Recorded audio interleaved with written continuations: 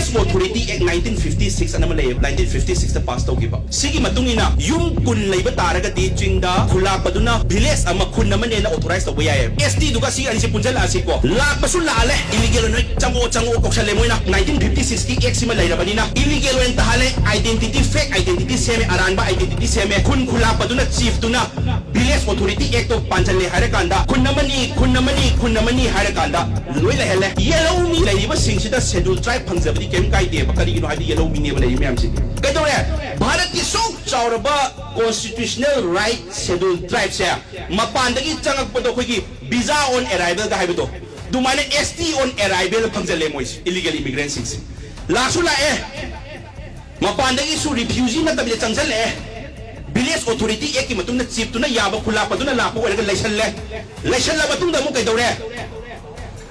ST gi nungai ba mo pangjale